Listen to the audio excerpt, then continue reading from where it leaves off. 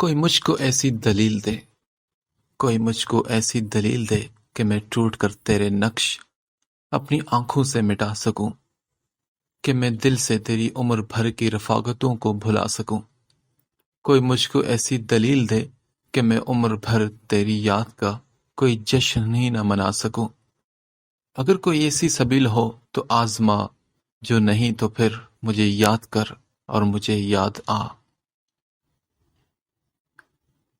اس novel کا نام ہے جب وہ پتھر موم ہوا اور اس کی رائٹر ہیں نازیہ کنول نازی۔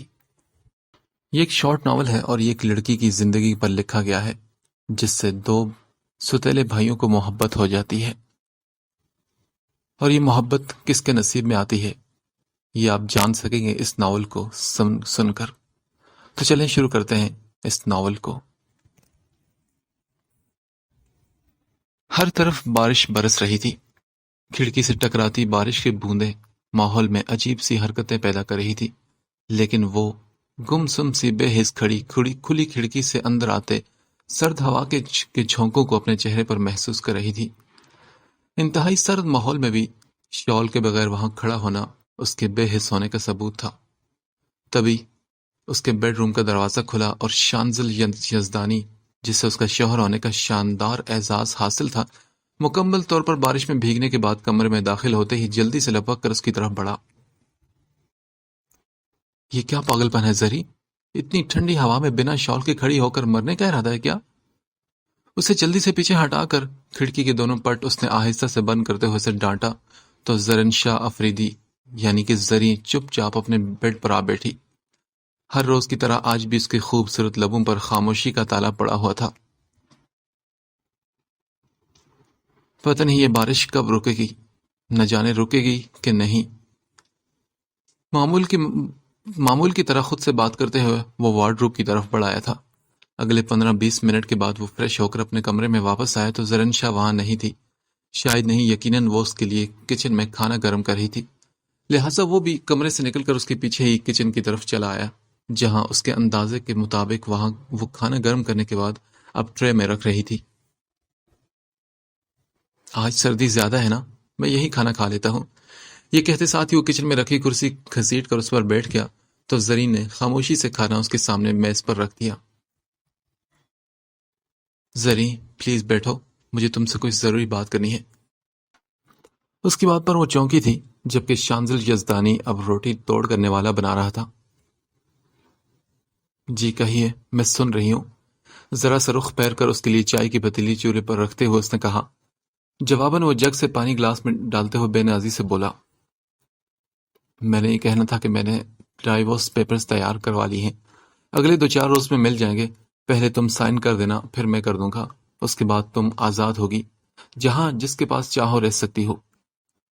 وہ یوں پوز کر رہا تھا جیسے اس سارے عمل سے اسے کوئی فرق نہ پڑتا ہو، جبکہ زرن شاہ افندی اپنی جگہ جیسے ہل کر رہ گئی تھی۔ وہ پھر سے بول رہا تھا، یہ گھر جس میں ہم ابھی رہ رہے ہیں، اسے میں نے تمہارے نام کر دیا ہے زری۔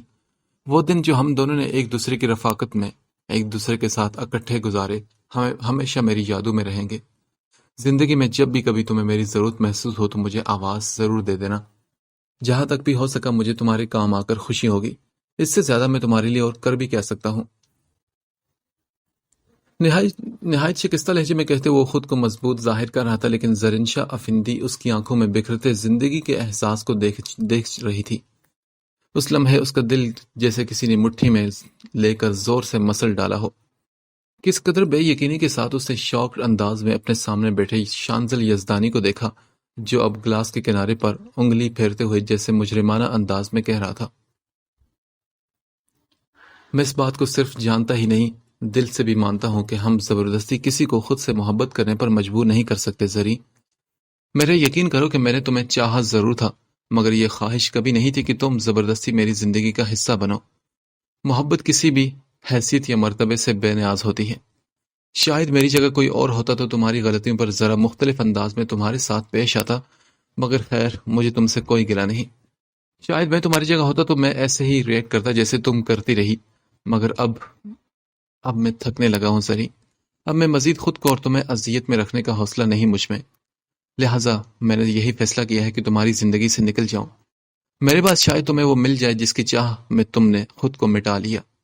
ہو سکے تو میرے سابقہ باتوں کو معاف کر دینا۔ میں نے جو کچھ بھی کیا تمہاری عزت اور بھلائی کے لیے کیا، اس کے باوجود میں تم سے معافی چاہتا ہوں۔ پلیز مجھے معاف کر دینا۔ اپنی بات سمیٹتے ہوئے نہایت ضبط کے باوجود اس کا لہجہ بھرا گیا تھا۔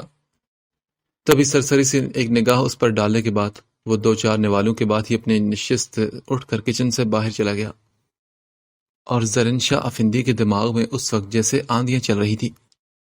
بالکل معاف ذہن کے ساتھ وہ چکراتا سر دائیں بائیں ہاتھ پر گرا کر بالآخر اسی کرسی پر آ کر بیٹھ گئی جہاں ابھی تھوڑی دیر پہلے شانزل بیٹھا تھا۔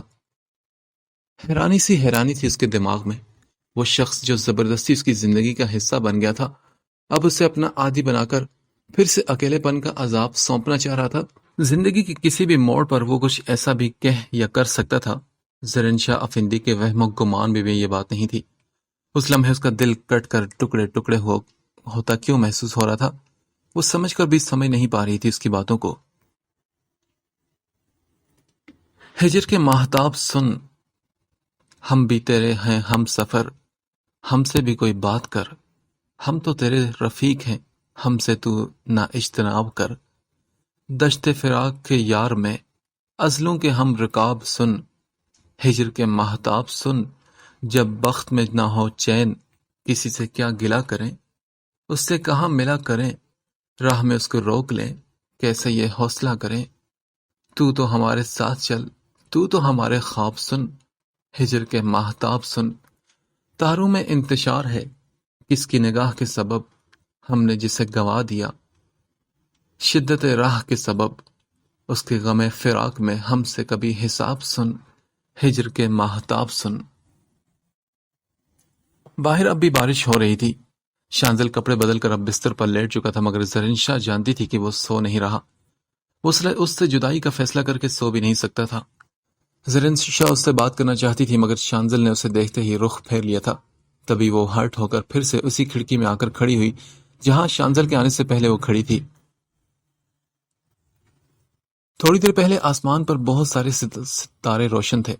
اسے روز کھڑکی میں کھڑے ہو کر تاروں بھرے آسمان کو دیکھنا اچھا لگتا تھا، مگر اس وقت تیز بارش کی وجہ سے وہ آسمان پر چھپے ہوئے تاروں کو دیکھ نہیں پا رہی تھی۔ آج پھر اسے یاد آ رہا تھا کہ صرف 3 سال پہلے اس کی زندگی کتنی خوبصورت تھی۔ دور دور تک کہیں کسی دکھ کا نام و نشان تک نہیں تھا، مگر پچھلے 3 سال میں اس نے اتنے درد اور اتنی تکلیفیں برداشت کی تھی کہ اس کے اندر جیسے زندگی کا احساس ہی مر گیا تھا۔ شانزل بیڈ پر لیٹا دائیں بائیں کروٹ بدل رہا تھا، جس سے اس کے اندر کی بے کلی بے چینی کا صاف اظہار ہو رہا تھا، مگر پچھلے 3 سال میں آج پہلی بار بہت کچھ چاہنے کے باوجود بھی اس سے کچھ بھی پوچھنے کی ہمت نہ کر سکی تھی۔ وہ اس روز بھی موسم بہت خوبصورت تھا۔ اس کی بیسٹ فرینڈ اور کزن سامیہ کچھ روز رہنے کے لیے ان کے گھر آئی تھی، کیونکہ گھر میں اس کے بھیا عدنان اور بڑی آپی نائمہ کی شادی کی ڈیٹ رکھی جا چکی تھی، اور سائمہ گھریلو کام کاج کے علاوہ شاپنگ کرنے میں بھی خاصی مہارت رکھتی تھی۔ زرین شاہ اپنی سستی اور کام چوری کی وجہ سے ہر وقت اپنی ماں نفیسہ بیگم کی لعنت ملامت سنتی، مگر اثر نہ لیتی۔ اس کے اپنے ہی کام تھے، اچھا کھانا پینا، ہنسنا بولنا اور اپنی پینٹنگز بنانا۔ پینٹنگز اس کا شوق ہی نہیں بلکہ جنون تھا۔ اکثر وہ کھائے پیے بغیر بھی اپنے کمرے میں گھسی رنگوں سے کھیلتی رہتی۔ سامیہ کے ساتھ اس کی اچھی انڈرسٹینڈنگ تھی، دونوں کا ہی ایک دوسرے کے بغیر گزارا ممکن نہیں تھا۔ سامیہ کراچی میں رہتی تھی جبکہ زرین شاہ کا تعلق لاہور سے تھا، اس کے باوجود وہ دونوں اکٹھی رہتی۔ زرین شاہ سفر کے معاملے میں بھی خاصی سست تھی۔ بسوں، ویگنوں، رکشوں میں دھکے کھانا اسے سخت برا لگتا تھا، جبکہ ہوائی سفر وہ افورڈ نہیں کر سکتی تھی۔ لہٰذا زیادہ تر سامیہ کو ہی اپنا پیارا شہر کراچی چھوڑ کر لاہور اس کے پاس آنا پڑتا۔ اس وقت بھی وہ اپنے کمرے میں گھسی ایک پیاری سی چڑیا اور اس کا گھونسلہ پینٹ کر رہی تھی جب سامیہ دھاڑ سے دروازہ کھول کر اس کے قریب چلی آئی۔ زری، تیرے لیے ایک بڑے مزے کی خبر ہے یار۔ ہاں، کون سی خبر؟ برش کو اپنے بالوں میں پھنسا کر اس کی طرف مڑی جب سامیہ اس کی پینٹنگ کا سرسری سے جائزہ لیتے ہوئے بولی، پتہ ہے تمہارے فرنٹ پر وہ گرین ہاؤس ہے نا، وہاں آج صبح ہی نئے لوگ شفٹ ہوئے ہیں۔ ایک بہت ہی گریسفل خاتون ہے اور ایک ان کے ہینڈسم سے ہسبینڈ، ایک نازک سی بیٹی اور ایک کون؟ وہ اس کے متجسس کرنے والے انداز سے فوراً متاثر ہو کر بولی، جبکہ سامعہ چٹخارا لیتے ہوئے بولی، اور ایک بے حد خوبصورت، گڈ لکنگ، شاندار ان کا بیٹا، میں نے تو اس کا نام بھی معلوم کر لیا ہے، صاحبزادہ سامان یزدانی۔ تم اسے دیکھو گی نا تو سچی دیکھتی رہ جاؤ گی، اتنا فرینڈلی اور سافٹ نیچر کا مالک ہے کہ جواب نہیں۔ سامعہ اسے یوں انفارمیشن دے رہی تھی جیسے زرنشا کی اس سے شادی ہونے والی ہو، تاہم وہ واقعی اس کے الفاظ سے امپریس ہوئے بغیر رہ نہ سکی۔ اسے خوبصورت چہرے، خواہ وہ میل ہوتے یا فیمیل، متاثر کرتے تھے۔ تبھی وہ دلچسپی لیتے ہوئے بولی، واہ، تمہارا بھی جواب نہیں سامعہ۔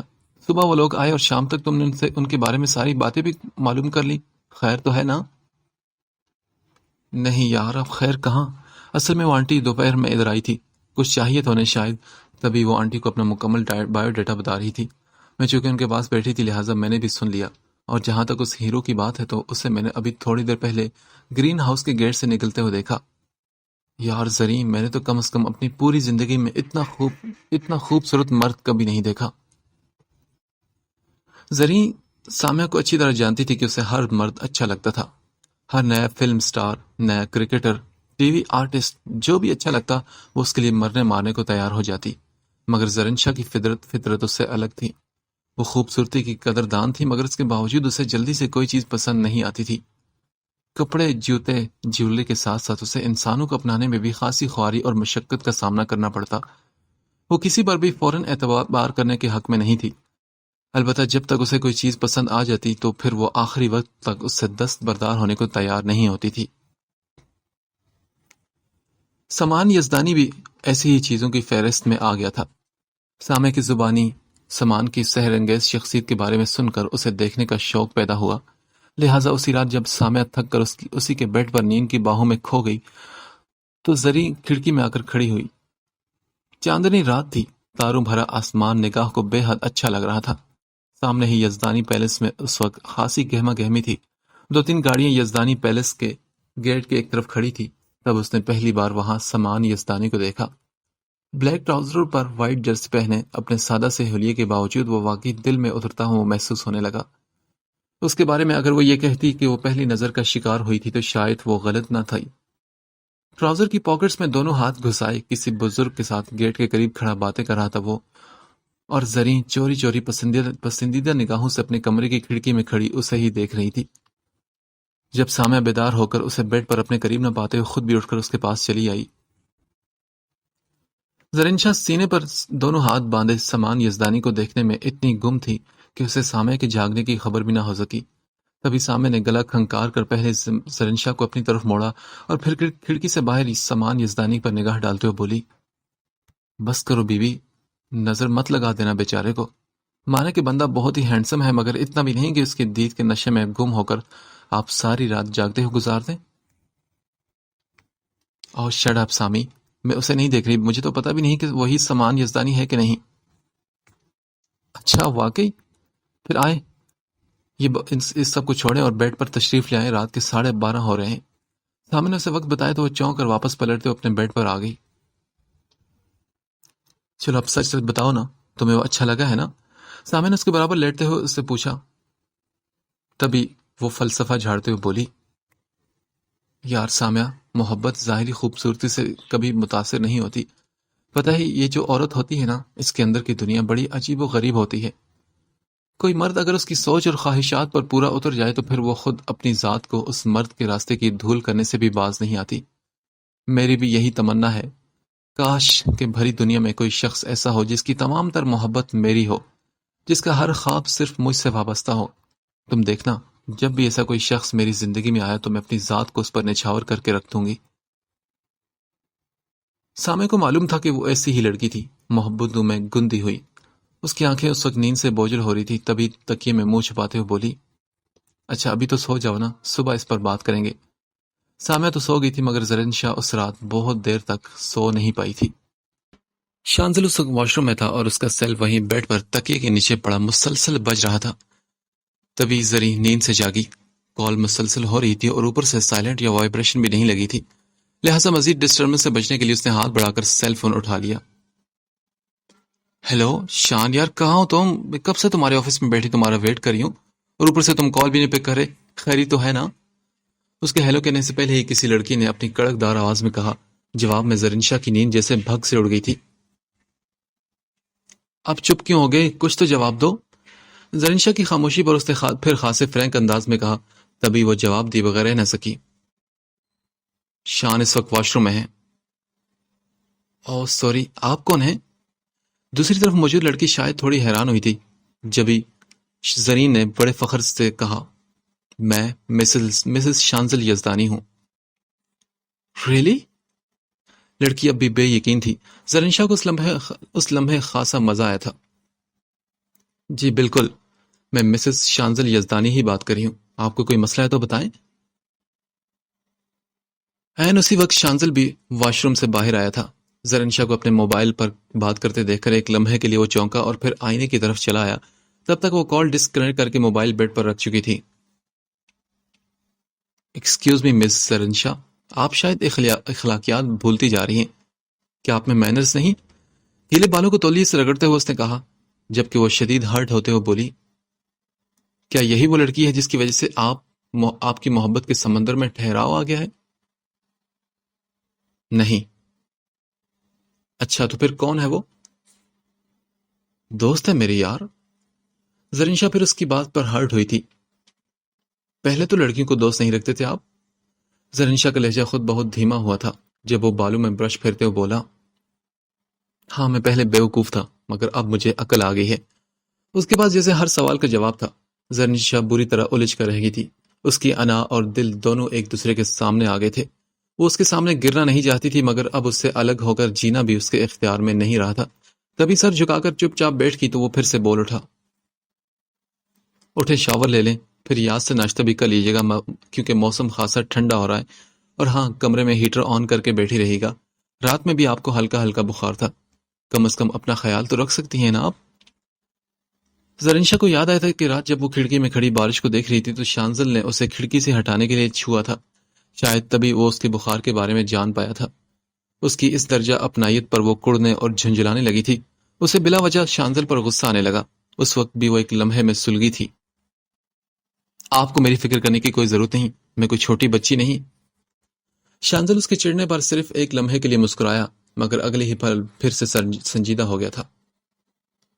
اوکے، اچھی بات ہے، خدا حافظ۔ یہ کہتے ساتھ ہی وہ اپنا موبائل اور بریف کیس اٹھا کر کمرے سے باہر نکل گیا تو زرین شاہ پھر سے دونوں ٹانگوں کے گرد بازو لپیٹ کر بیٹھ گئی۔ آنے والا وقت جانے اس کے لیے اپنے دامن میں کیا سمیٹ کر لا رہا تھا۔ اس کا دل ابھی اسی وقت سے بھرا ہوا تھا۔ نہ جانے آج کل بات بے بات اسے اپنے نصیب پر رونا کیوں آنے لگا تھا۔ زرین، سامنے والے گرین ہاؤس میں چلو گی؟ اگلے روز وہ ابھی ناشتے سے فارغ ہوئی تھی جب سامع نے اسے کہا۔ جواباً وہ بے نیازی کا مظاہرہ کرتے ہوئے بولی، کیوں جانا ہے وہاں پر؟ یار آنٹی نے کہا ہے نا کہ نئے اور اچھے لوگ ہیں تو اخلاقاً ہمیں چل کر یہ تو پوچھنا چاہیے نا کہ انہیں کسی چیز کی ضرورت یا کوئی پرابلم تو نہیں۔ ویسے بھی آج میں فری ہوں، آنٹی اور نائمہ آپی دونوں ہی مارکیٹ جانے کی تیاری کر رہی ہیں، چل ذرا ہیرو کے بھی درشن کر آتے ہیں۔ سامع کے لہجے میں خوشی تھی۔ زرین شاہ کا اپنا دل اندر سے بے ایمان ہو رہا تھا، لہٰذا اٹھ کر پہلے بالوں کی کنگھی کی، پھر آنکھوں میں کاجل لگایا، اس کے بعد ہاتھ سے کپڑوں کی شکنیں درست کر کے اچھی طرح آئینے میں اپنا جائزہ لینے کے بعد وہ سامع کے ساتھ سامنے والے گرین ہاؤس میں چلی آئی تھی۔ ماما جلدی سے ٹاول پکڑا دے، مجھے سردی لگ رہی ہے یار۔ وہ لوگ جیسے ہی لان پار کر کے اندر پہنچے اور دونوں نے گرین ہاؤس کے وسیع لاؤنج میں قدم رکھا تو یہ آواز ان کی سماعتوں سے ٹکرائی تھی۔ جواباً ان دونوں نے ایک دوسرے کا چہرہ دیکھا۔ پورا لاؤنج خالی پڑا تھا، البتہ قریب ہی کچن میں ضرور کچھ کھٹ پٹ ہو رہی تھی۔ اگلے 2-4 منٹ وہ یہ سوچتی رہی کہ آیا انہیں کسی کو آواز دے کر اپنی آمد سے باخبر کرنا چاہیے یا یوں ہی چپ چاپ الٹے پیروں واپس لوٹ جانا چاہیے، مگر اسی پل کچن سے وہ ڈیسنٹ سی خاتون باہر نکلی جسے سامع نے کل دوپہر میں اپنے ہاں دیکھا تھا۔ اف خدایا، اس لڑکے کو تو بالکل چین نہیں، مجال ہے جو اپنا کوئی کام خود سے کر لے۔ کچن سے ہی وہ بڑبڑاتے ہوئے نکلی اور پھر اچانک ان دونوں پر نگاہ پڑی تو وہ چونک اٹھی۔ ارے بیٹا، آپ لوگ کب آئی؟ جی آنٹی، بس ابھی 5 منٹ پہلے، آپ شاید کچن میں تھی۔ سامع جو کہ ان سے واقف تھی لہٰذا وہی آگے بڑھی تھی۔ زرین شاہ اپنی جگہ سے 1 انچ ہلنے کی ہمت نہیں کر پائی تھی۔ ماما پلیز ٹاول دے دے، نہیں تو میں ایسے ہی باہر آ جاؤں گا۔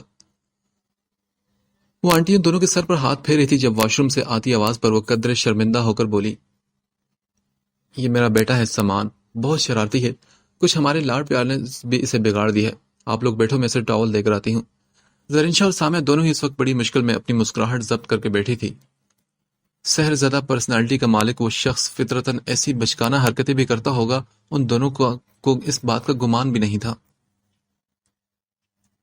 مسز یاور اپنے بیٹے کو ٹاول تھمانے کے بعد ساڑی کا پلو سنبھالتی ان کے قریب ہی صوفے پر آ کر بیٹھ گئی۔ جی بچوں، اب بتاؤ کیسے آنا ہوا؟ آنٹی بس ایسے ہی آپ سے ملنے کو دل چاہ رہا تھا، اور یہ میری کزن ہے زرین شاہ، حال ہی میں بی ایس سی کر کے فری ہوئی ہے، لیکن فائن آرٹس میں زبردست شوقین ہے۔ دن رات بس رنگ ہوتے ہیں، برش ہوتا ہے، ایزل ہوتا ہے، اور یہ محترمہ ہوتی ہیں۔ کل میں نے اسے آپ کے بارے میں بتایا تو اسے بھی آپ سے ملنے کا شوق ہو گیا تھا، شاید اب آپ سے مل کر یہ آپ کی تصویر بھی بنا ڈالے۔ ویسے آپ کو یہاں سیٹنگ میں کوئی پرابلم تو نہیں ہوئی نا؟ سامیہ اپنی چرب زبانی کا یہاں خوب فائدہ اٹھا رہی تھی۔ مسز یاور اس کے الفاظ پر بہت دلکش انداز میں مسکرائی اور بولی، نہیں بیٹا، الحمدللہ کوئی مسئلہ نہیں ہوا، سامان کے دوستوں نے کافی مدد کی، اصل میں تھوڑا تمہارے انکل یہاں نہیں تھے نا، تو اس لیے مسئلہ بنا کاموں میں، ویسے سب کچھ ٹھیک ٹھاک ہی رہا تھا۔ تو انکل کہاں ہیں آنٹی؟ بیٹا وہ تو تائشہ کو ہاسٹل چھوڑنے گئے ہیں۔ تائشہ میری بیٹی ہے، سامان سے چھوٹی، یہی پنجاب میں یونیورسٹی میں ایڈمیشن لیا ہے اس نے، کہتی ہے کہ گھر میں رہ کر نہیں پڑھنا، اصل میں سامان اسے بہت تنگ بھی کرتا ہے نا، جم کر پڑھنے نہیں دیتا، اس لیے وہ اپنی دوستوں کے ساتھ ہاسٹل میں رہتی ہے، ویسے 2-4 روز کے بعد موڈ بنے تو چکر بھی لگا لیتی ہے۔ اچھا آنٹی، اور یہ انکل کب تک آ جائیں گے؟ آ جائیں گے آج شام تک، اصل میں انہیں اوکاڑا کچھ کام تھا، تائشہ کو ہاسٹل چھوڑ کر وہ وہیں سے اوکاڑا چلے گئے۔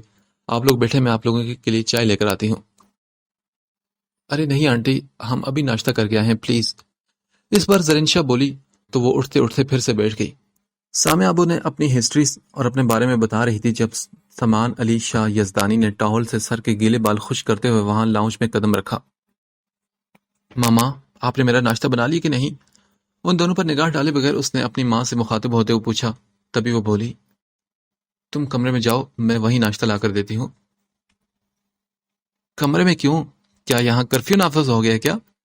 اب کی بار سامیہ اور سرنشا پر نگاہ ڈالتے ہوئے بڑی ڈھٹائی کا مظاہرہ کرتے ہوئے وہیں صوفے پر بیٹھ کر بولا، سامان، ہر وقت بچے مت بنے رہا کرو، کبھی موقع محل بھی دیکھ لیا کرو تم۔ مسز یاور اسے ان کے سامنے ڈانٹتے ہوئے ہچکچا رہی تھی اور وہ اسی چیز کا فائدہ اٹھا رہا تھا۔ سوری موم، مگر میں نے کیا کیا ہے؟ بس اب زیادہ معصوم بننے کی ضرورت نہیں، چلو شاباش جاؤ اپنے کمرے میں وہی ناشتہ لا کر دیتی ہوں۔ چھوڑیں آپ، مجھے نہیں کرنا ناشتہ، ایک دم سے پتہ نہیں کیا ہو جاتا ہے آپ کو، میں کوئی آدم خور ہوں جو ان محترماؤں کے پاس بیٹھوں گا تو انہیں کھا جاؤں گا، یا میں نے پہلے کبھی لڑکیاں نہیں دیکھی؟ وہ ماں کے ڈانٹے پر خفا ہو کر وہاں سے اٹھ گیا تھا۔ زرین شاہ نے چپکے سے دیکھا، وہ ناراضگی میں اور زیادہ حسین لگتا تھا۔ سیب کی مانند دہکتی ہوئی سفید اور سرخ و سفید رنگت پر ہلکی ہلکی سی بڑی ہوئی شیو بہت اچھی لگ رہی تھی۔ اس کے انداز بتا رہے تھے کہ وہ مسز یاور سے بہت زیادہ اٹیچ تھا اور ان سے خوب ناز اور نخرے اٹھوانے کا عادی بھی تھا۔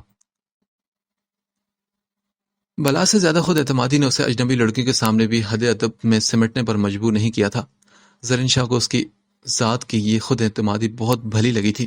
مسز یاور ان سے اپنے بیٹے کی بدتمیزی کے معاملے میں معذرت کر رہی تھی، جبکہ زرین شاہ کے لیے اب وہاں جیسے ٹھہرنے کا کوئی جواز باقی نہیں رہا تھا۔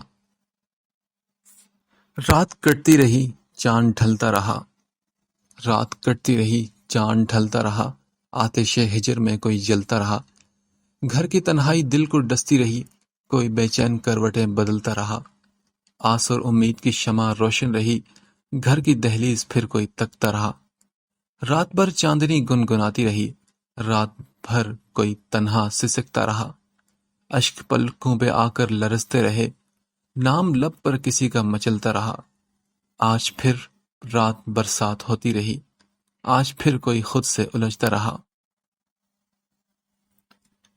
لنچ ٹائم کا پیریڈ اوور ہو چکا تھا۔ تھوڑی دیر پہلے آفس میں جو گہما گہمی تھی، لنچ بریک کے بعد دوبارہ سے وہی رونقیں لوٹ آئی تھی۔ سب لوگ خوش تھے، اپنی اپنی زندگی میں، اور مطمئن تھے۔ بس صرف ایک اسی کا سکون کہیں رخصت ہو چکا تھا۔ کچھ بھی کر کے اس کے دل کو سکون نہیں مل رہا تھا، ہر چیز سے اس کی طبیعت جیسے اکتا گئی تھی۔ بہت زیادہ سگریٹ پینے کے باعث اب اکثر اسے کھانسی بھی رہنے لگی تھی، مگر وہ پرواہ نہیں کرتا تھا۔ اسے اب اپنی زندگی سے جیسے کوئی دلچسپی نہیں رہی تھی۔ جب دل کے اندر کی دنیا خوبصورت نہیں تھی تو باہر کی دنیا میں چارم کیسے محسوس ہو سکتا تھا؟ اپنی سیٹ پر بے حد اداس بیٹھا وہ شیشے کے اس پار بیٹھی اپنی سیکرٹری کی مصروفیات کا یوں ہی بے مصروف انداز میں جائزہ لے رہا تھا۔ لوگ اس کے بارے میں کیسی رائے رکھتے ہیں وہ بہت اچھی طرح سے جانتا تھا، مگر کردار کے معاملے میں بے حد بدنام ہونے کے باوجود اب تک وہ اس لڑکی پر اپنا حق استعمال نہیں کر سکا تھا جو شرعی اور قانونی طور پر اس کی ملکیت تھی، جس کے وجود پر اسے پورا اختیار حاصل تھا۔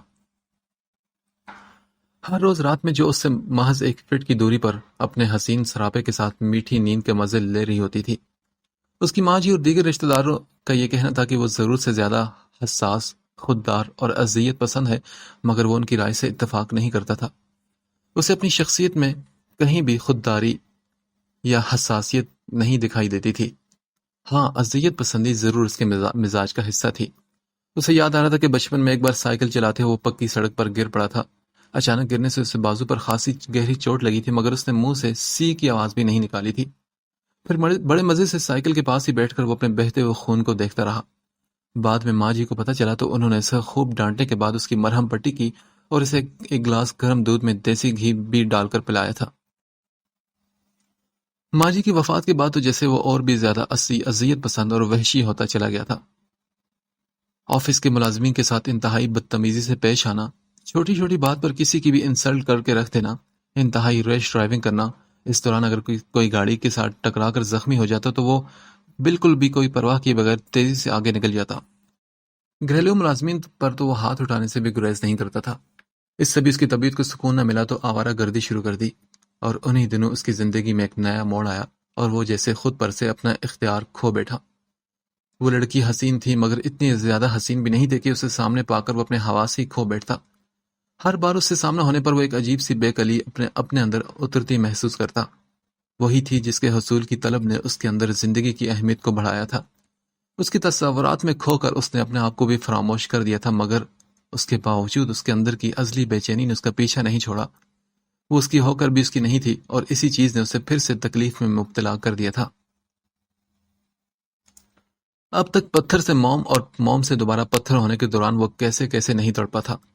صرف اس کا ہاتھ تھامنے کے لیے بھی اسے 100 جتن کرنے پڑتے۔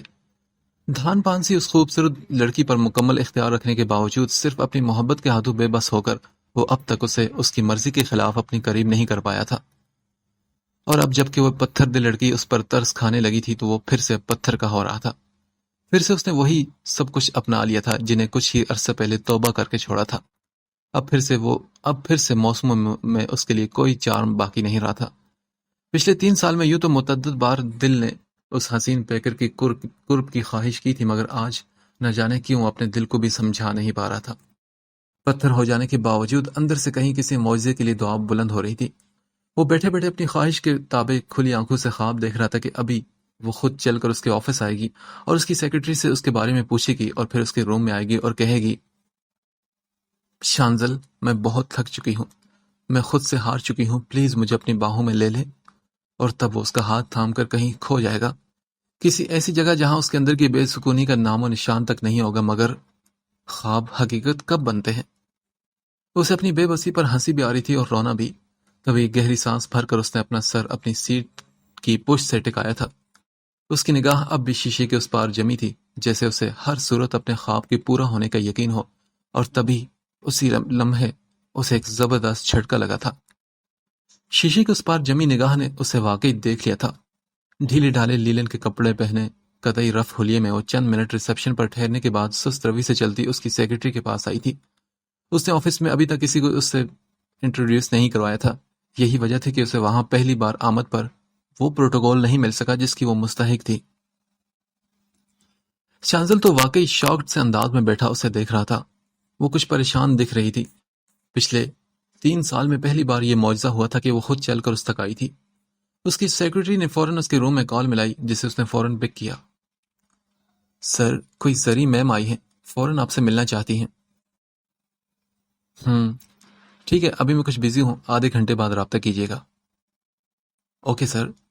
سیکرٹری تابندہ عباس تابیداری کا مظاہرہ کرتے ہوئے رابطہ ڈسکنیکٹ کر چکی تھی، مگر شانزل یزدانی اب بھی پرشوق نگاہوں سے اپنے آفس میں نگاہوں کے بالکل سامنے شیشے کے اس پار بیٹھی زرین شاہ افندی کو دیکھ رہا تھا، جو آج معجزانہ طور پر اس کے خواب کو حقیقت کا رنگ پہنانے آ گئی تھی۔ اس نے اپنا سیل آف رکھا تھا اور فون کے سیٹ جو اس کے سامنے میز پر پڑے تھے ان کے ریسیور کریڈٹ سے اٹھا کر سائڈ پر رکھ دیے تھے۔ اپنے طور پر وہ ساری دنیا سے بے نیاز کٹ کر بیٹھا تھا۔ پورا آدھا گھنٹہ لگا تھا اسے اپنے خواب کو حقیقت مان لینے میں۔ پورے آدھے گھنٹے تک اس نے اپنی محبوب ہستی کو کٹھن انتظار کی صلیب پر لٹکائے رکھا تھا۔ اس کی سیکرٹری اب پھر سے اس کا نمبر ٹرائی کر رہی تھی جو بزی مل رہا تھا۔ زرین شاہ اس مرحلے پر بہت بری طرح سے ہرٹ ہوئی تھی۔ اس کے چہرے پر تکلیف کے آثار تھے جنہیں وہ محسوس نہیں کر پایا تھا۔ وہ بس اب بھی اسے دیکھ رہا تھا۔ تبھی وہ مایوسی کے عالم میں اس کی سیکرٹری تابندہ آواز سے کچھ کہتی اپنی نشست سے اٹھ کھڑی ہوئی، اور اس نے بھی فوراً سیکرٹری کو انٹرکام پر ہدایت کی، مس تابندہ، میڈم کو اندر بھیجیں فوراً۔ سیکرٹری نے اس کے حکم پر حیران ہو کر بڑی مشکل سے کمرے سے نکلتی زرین شاہ افندی کو آواز دے کر روکا تھا۔ ایکسکیوز می میم، آپ کو سر اندر روم میں بلا رہے ہیں۔ زرین شاہ اس کی آواز سن کر پلٹی اور اس کی ہدایت پر ممنوع نگاہوں سے اس کی طرف دیکھتے ہوئے تھکے تھکے قدم اٹھاتی بنا دستک دیے اس کے روم میں گھس آئی تھی۔ شانزل کا دل اس لمحے بہت تیزی سے دھڑک رہا تھا۔ اسے کمرے کی طرف آتے دیکھ کر اس نے فوراً اپنا سیل آن کیا اور جو نمبر سب سے فرسٹ پر ملا اسے کال کر ڈالی۔ زرین شاہ نے قریب پہنچ کر اسے سلام کیا، جس کا جواب اس نے سر کے اشارے سے دیتے ہوئے اس سے سامنے کرسی پر بیٹھنے کی ہدایت کی۔ پھر اگلے 15-20 منٹ تک وہ پریشان نگاہوں سے اس کی طرف دیکھتے ہوئے اس کے فارغ ہونے کا انتظار کرتی رہی، جو محض اسے جلانے کے لیے بے مقصد گفتگو کو لمبا کیے جا رہا تھا۔ تبھی زرین شاہ کا صبر کا پیمانہ لبریز ہوا۔ بے قدری اور بے نیازی کے کرب انگیز احساس کا شکار ہو کر ایک مرتبہ پھر وہ چپ چاپ اس کے سامنے سے اٹھ کھڑی ہوئی، جب اس نے فوراً کال ڈسکنیکٹ کر کے اس کی طرف اپنی توجہ کر دی۔ کہاں جا رہی ہو؟ پلیز بیٹھو نا۔ مگر زرین نے اس کی بات سنی انسنی کر دی۔ تبھی وہ اپنی سیٹ سے اٹھ کر میز کراس کرتے ہوئے فوراً اس کے سامنے آ کر کھڑا ہو گیا۔ کیا بات ہے؟ کوئی پریشانی ہے کیا جو 10 منٹ بھی انتظار کی زحمت نہیں اٹھا سکتی؟ زرین شاہ کی آنکھوں میں تیرتی نمی نے اسے بے قرار کیا تھا، اور پھر جب وہ بولی تو اس کے لہجے میں درد بھی تھا۔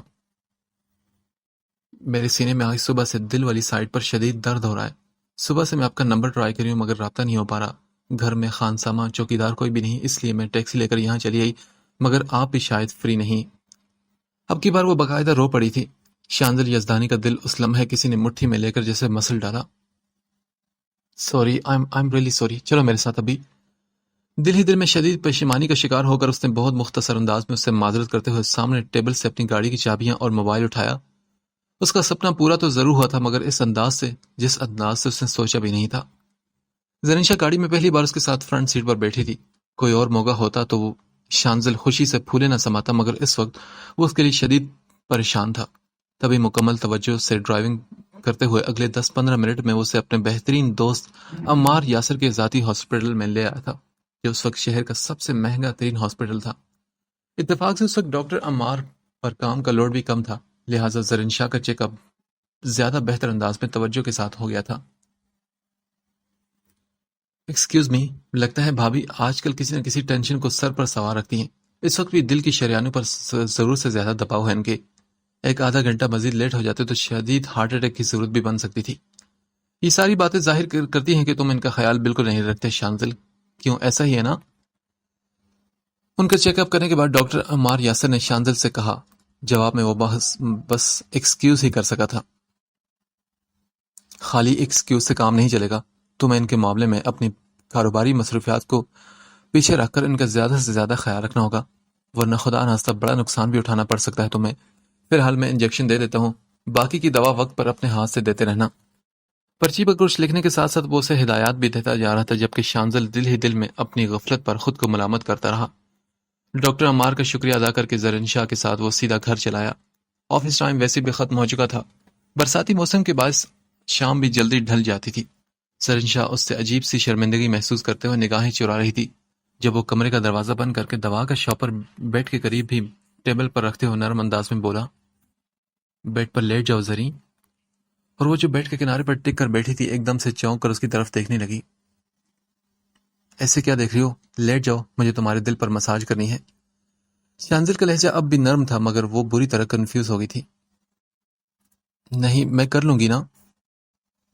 بس کرو، تم کچھ نہیں کر سکتی، لیٹ جاؤ، شاباش۔ یہ کہتے ساتھ ہی اس نے زرنشا کا بازو تھام کر اسے اپنے سامنے بیڈ پر لٹا دیا تھا۔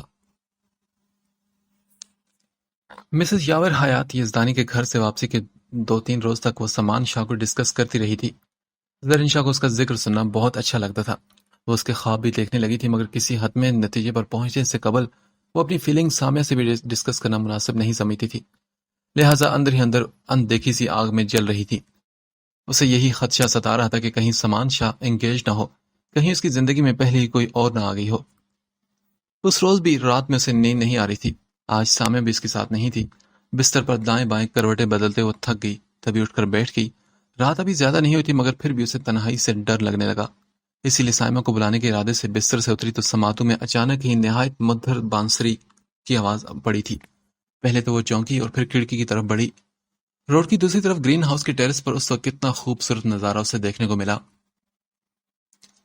جینز شرٹ پہنے سامان شاہ اس کی نگاہوں کے سامنے ساری دنیا سے بے نیاز کتنے مگن انداز میں مہارت سے بانسری بجا رہا تھا، جیسے صدیوں سے رانجھے کا شاگرد رہا ہو۔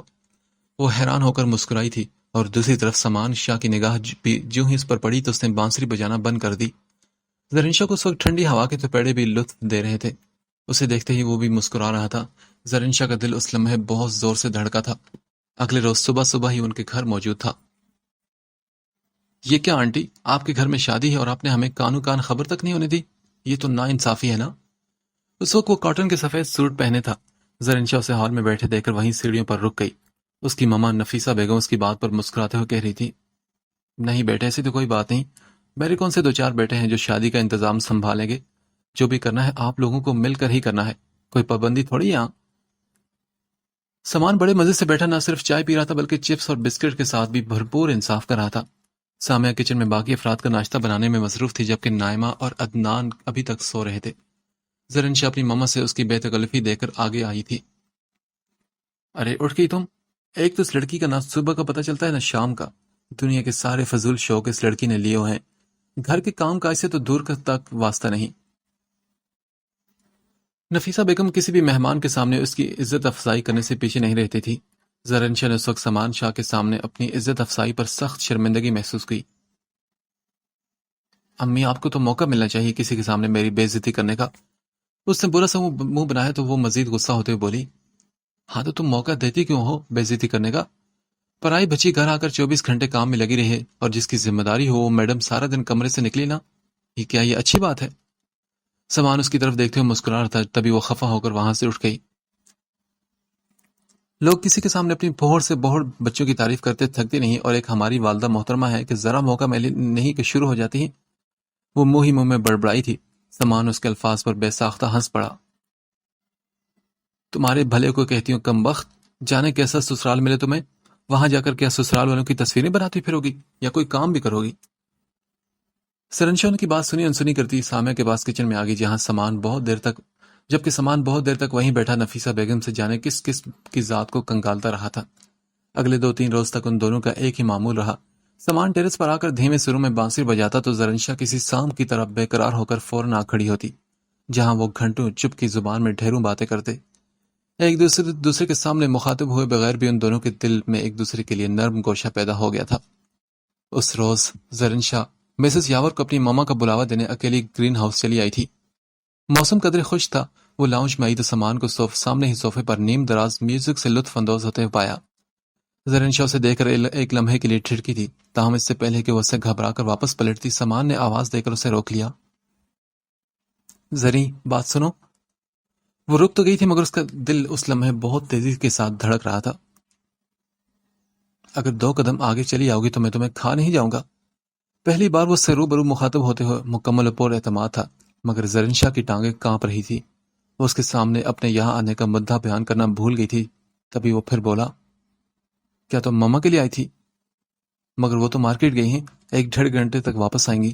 ان کے علاوہ اگر کسی اور سے بات نہ کرنے کی قسم کھا کر آئی ہے تو پھر واپس شوق سے جا سکتی ہو۔ سامان اس کی خاموشی سے ہرٹ ہوا تھا، مگر اس کے باوجود وہ اس وقت اسے کچھ بھی کہنے کی ہمت نہیں کر پا رہی تھی۔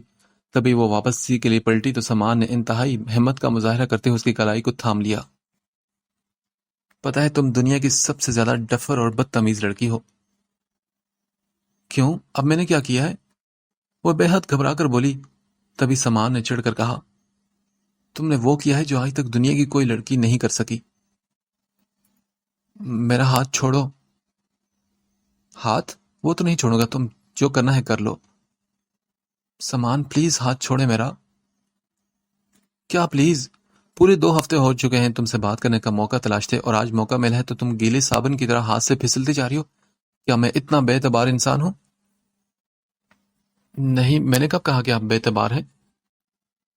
اس کی جان جیسے فنا ہو رہی تھی، مگر سامان کو کوئی پرواہ نہیں تھی۔ اچھا چھوڑو، یہ بتاؤ زریں کہ کیا تم میری زندگی میں اجالا کرو گی؟ ایک دم سے اچانک اس نے اپنا ٹریک بدلا تو زرین شاہ کی دھڑکنیں اس کے قابو میں نہیں آ رہی تھی۔ یہ آپ کو کیا ہو گیا ایک دم سے؟ مجھے پتہ نہیں کیا ہو گیا ہے، تم بتاؤ نا۔ مختصر انداز میں کہتے اس کا ہاتھ چھوڑتے اپنے کمرے میں غائب ہو گیا تو زرین شاہ بھی الٹے قدموں واپس بھاگ آئی تھی۔ اس کی سانس معمول سے کہیں تیز ہو گئی تھی۔ شکر تھا کہ اس وقت گھر میں اس کا کسی سے سامنا نہیں ہوا، ورنہ اس کا حال دیکھ کر نہ جانے کون کون سے سوال جنم لیتے۔ اس کے گھر میں ڈھولک رکھی جا چکی تھی۔ گرین ہاؤس کے مکین مسز یاور اور ان کے شوہر یاور حیات صاحب کا زیادہ وقت انہی کے گھر میں گزرتا تھا۔ دونوں میاں بیوی اپنی بساط سے بڑھ کر شادی کی تیاریوں میں مسز نفیسہ بیگم اور دیگر گھر والوں کا ساتھ دے رہے تھے۔ یونیورسٹی میں کسی ہنگامے کے باعث 1 ہفتے کی چھٹیاں ہو گئی تھی، جس کی وجہ سے تائشہ بھی گھر آ گئی تھی۔ زرینشا اور سامیہ دونوں نے ہی اسے سامان کا ہم مزاج پایا، لہٰذا دونوں کی ہی اس سے پہلی ہی ملاقات میں دوستی ہو گئی تھی۔ زرینشا، سامیہ اور تائشہ تینوں نے شادی کے لیے اپنے کپڑے ایک جیسے بنوائے تھے۔ سامان کے بارے میں پتہ چلا کہ وہ کسی ضروری کام کے سلسلے میں گاؤں چلا گیا ہے۔ زرینشا جانتی تھی کہ وہ صرف اس سے خفا ہو کر گیا ہے۔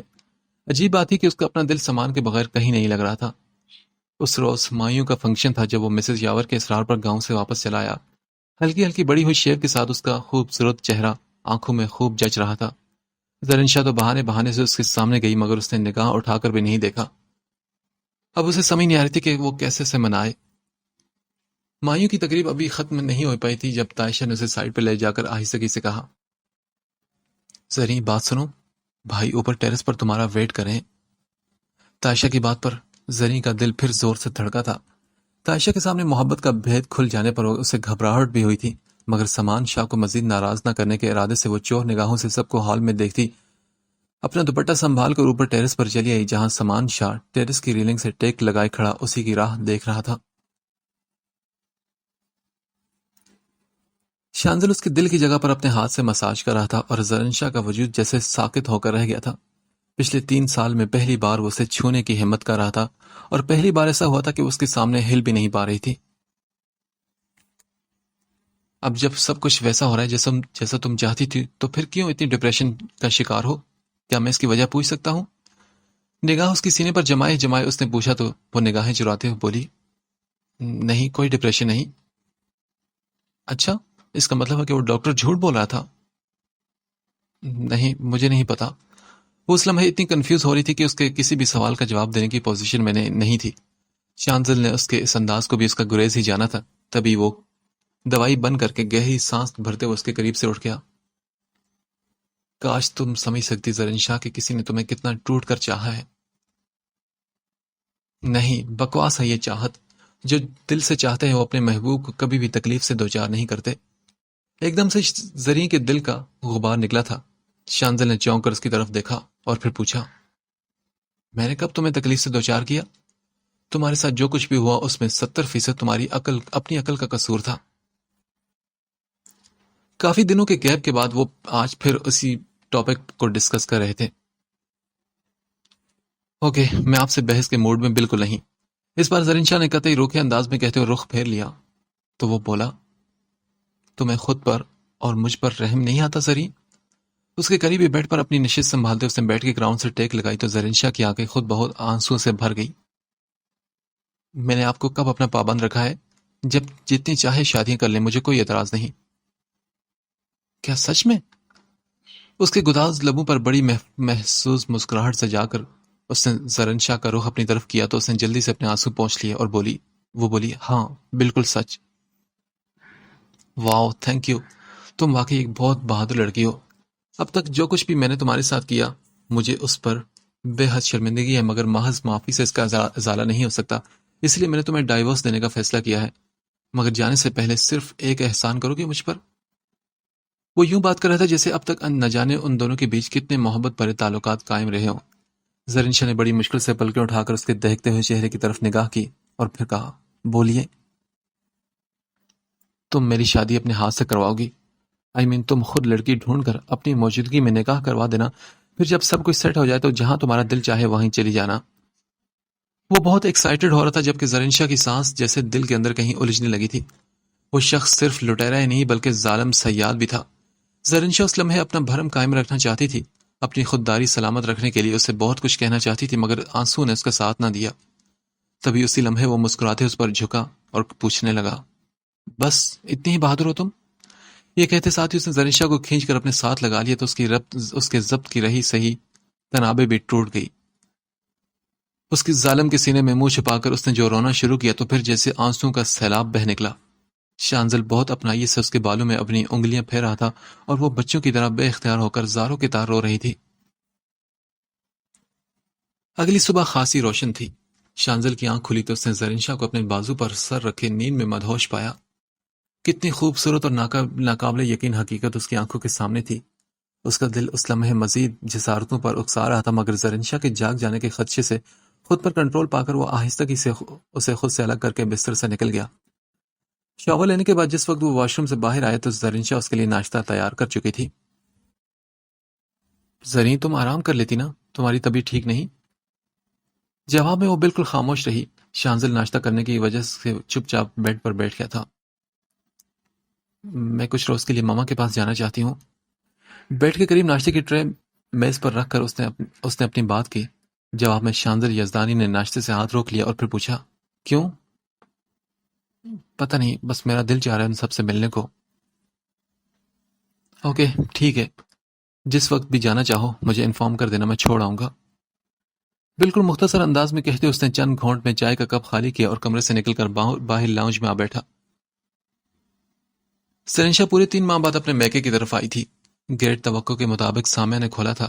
شانزل وہاں مشکل 10 منٹ ٹھہر کر اپنے آفس روانہ ہو چکا تھا، جبکہ وہ سامیہ کے ہمراہی میں اس سے سب کا حال دریافت کرتی نفیسہ بیگم کے کمرے میں چلی آئی، جن کی صحت اب پہلے سے قدر بہتر تھی۔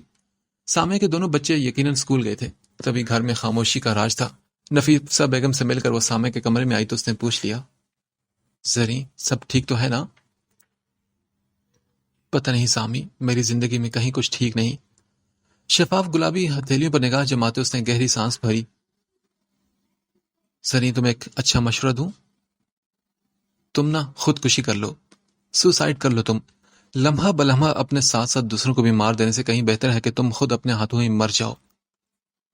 سامیہ کے بات پر زرین شاہ ہنسی تھی، پھر اس کے چہرے کی طرف دیکھتے ہوئے بولی، پتہ ہے سامی، پچھلے 3 ماہ میں میری زندگی میں ایک نیا انقلاب آیا ہے، چپ چاپ خاموشی سے۔ اچھا، اب کون سا نیا انقلاب آ گیا ہے محترمہ کی زندگی میں؟ ذرا ہم بھی تو سنیں۔ سامیہ کا انداز انتہائی طنزیہ تھا، مگر زرین شاہ نے پرواہ نہیں کی۔ وہ اب بھی اپنی ہی ذات میں کہیں کھوئی ہوئی تھی۔ سامی، وہ مجھے اب اچھا لگنے لگا ہے۔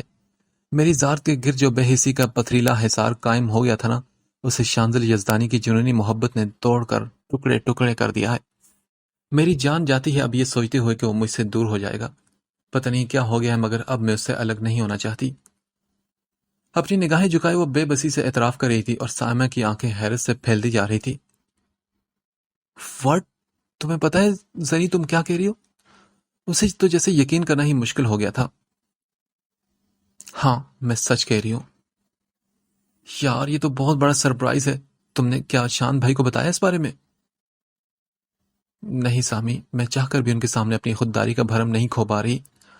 اس کے لہجے میں اب بھی شکستگی کی جھلک واضح تھی۔ اس کی بات پر سامیہ تو اپنا سر پکڑ کر رہ گئی اور بولی، زری تم کبھی سدھر نہیں سکتی، کبھی بھی نہیں۔ قدر خفقی سے بھی یہ بول کر اس کے قریب سے اٹھ گئی، جبکہ زرین شاہ وہیں کمرے میں صوفے پر نیم دراز ہو کر اپنی زندگی کے کھوئے ہوئے لمحوں میں گم ہو گئی تھی۔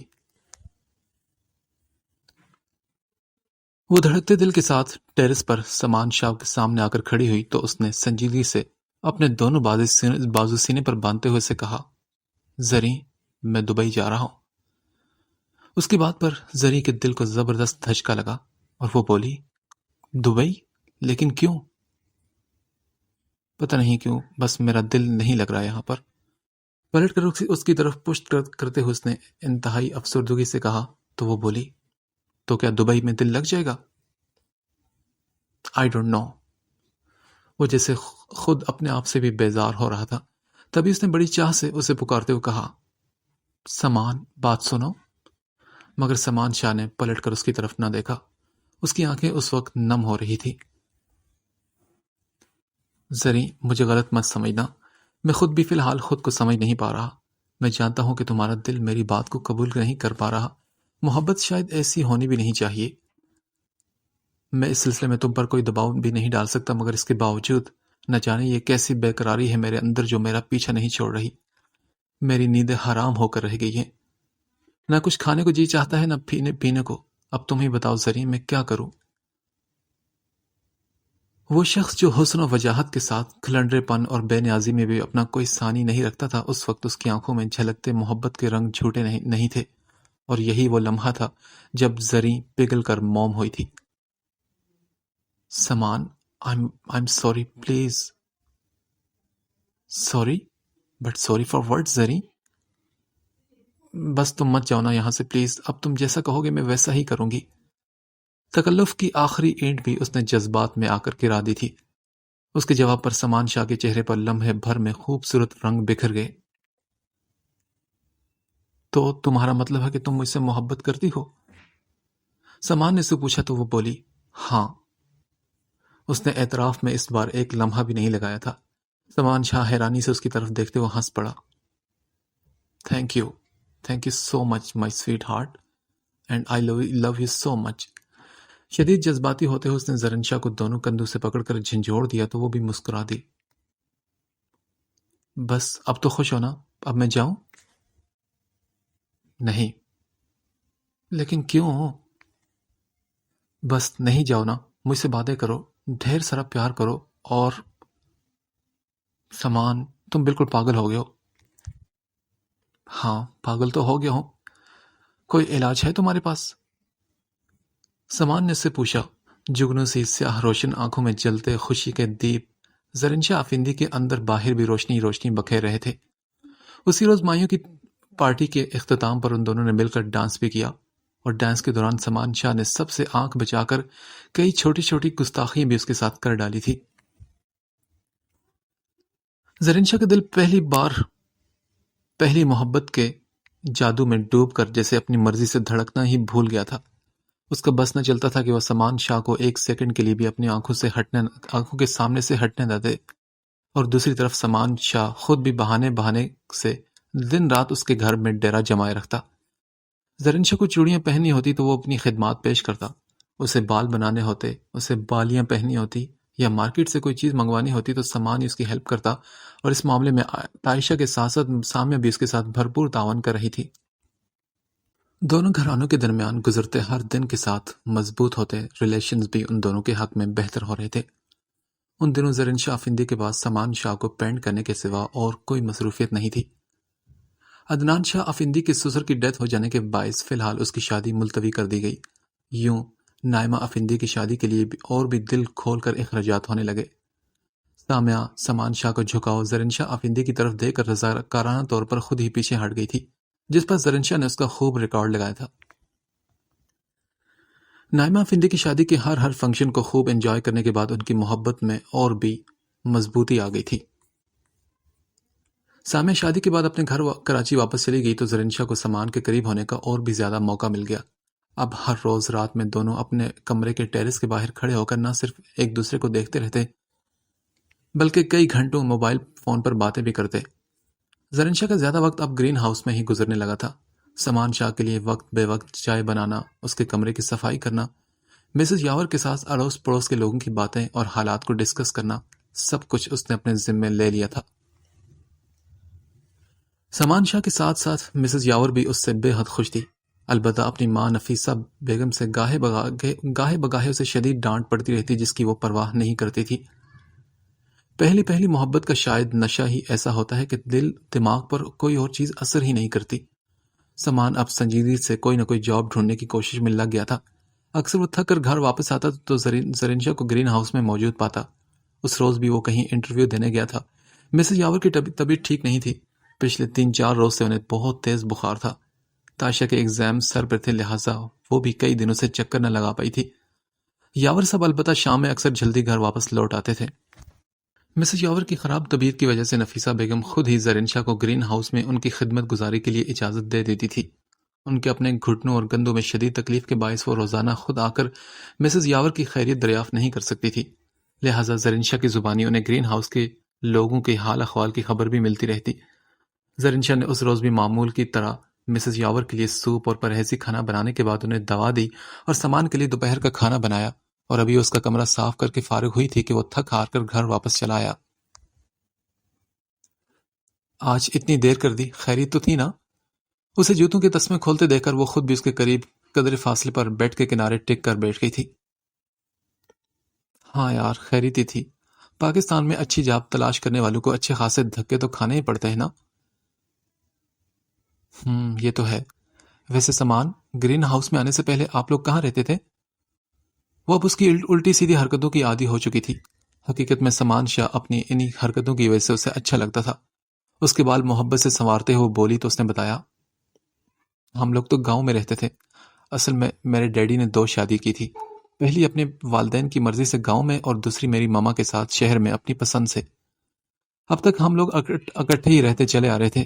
میں تو زیادہ تر ہاسٹل میں رہتا ہوں، تائشہ کی وجہ سے تھوڑا پرابلم تھا، لہٰذا اس لیے پاپا کو شہر شفٹ ہونا پڑا۔ اب دادا دادی تو رہے نہیں، پاپا اکلوتے بیٹے تھے اپنے والدین کے، لہٰذا ان کی تمام جائیداد کے وارث بھی میں، تائشہ اور شانزل بھیا ہی ہیں۔